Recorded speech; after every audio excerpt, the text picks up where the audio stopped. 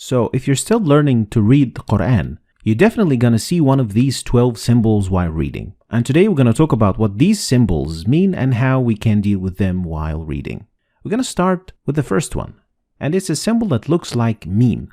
And it means you must stop while reading. Otherwise, the meaning of the ayah or the verse will change. So in this example, you should stop at the symbol by reading إنما يستجيب الذين يسمعون والموتى يبعثهم الله ثم إليه يرجعون.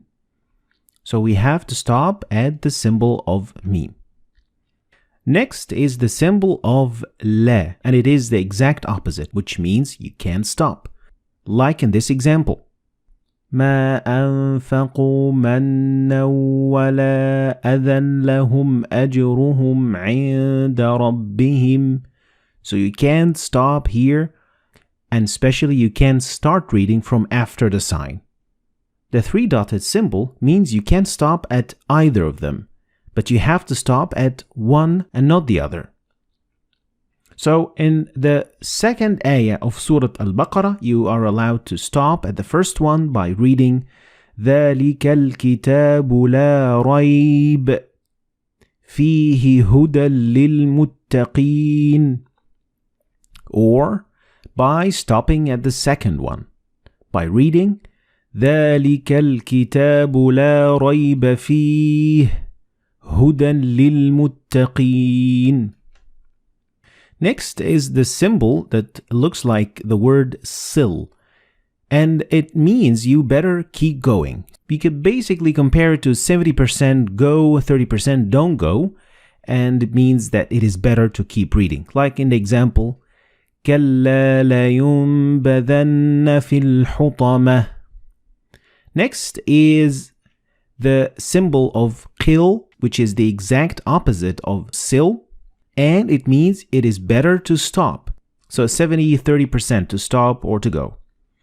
Like the example, وَأَيَّدْنَاهُ بِرُوحِ الْقُدُسِ أَفَكُلَّمَا جَاءَكُمْ رَسُولٌ. So it is better to stop at the sign. Next is the sign of Jim. And Jim gives you 50-50 percentage of going on stopping. They are equally the same. Like in the example, فَسَبِّحْ بِحَمْدِ رَبِّكَ وَاسْتَغْفِرْهِ إِنَّهُ كَانَ تَوَّابًا. Or you could just keep reading and it would be equally good. فَسَبِّحْ بِحَمْدِ رَبِّكَ وَاسْتَغْفِرْهُ إِنَّهُ كَانَ تَوَّابًا. Now let's talk about the other 6 symbols. And the first one is a symbol that means sujood or prostration. And in total there are 15 of this sign. And each time you see it and after you read the verse, you have to do sujood. So after reading the ayah, you will prostrate for God.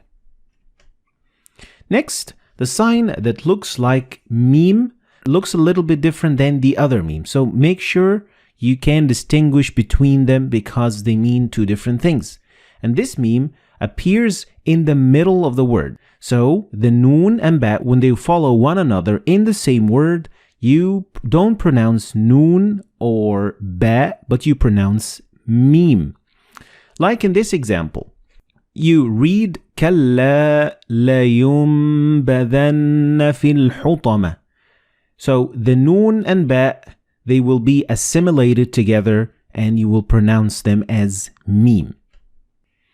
Next, this small sign that looks like alif, it is actually an alif and it is found so many times and it's used so many times in the Quran, and it means that this letter contains an alif of the long vowel.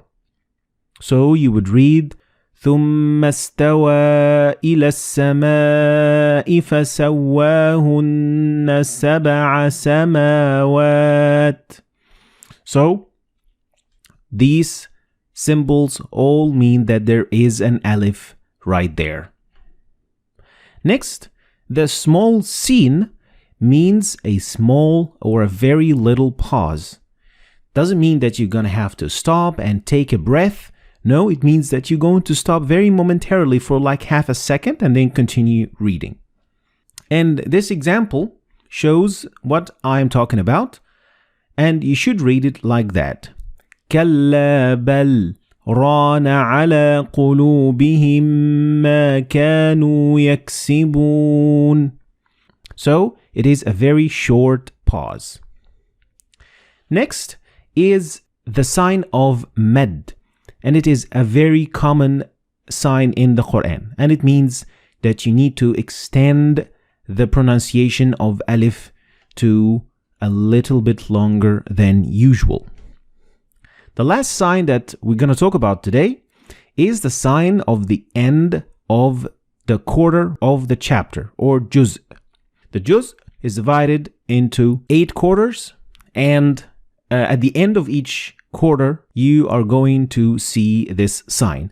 It doesn't involve any change in pronunciation, and it doesn't affect anything of what you say whatsoever.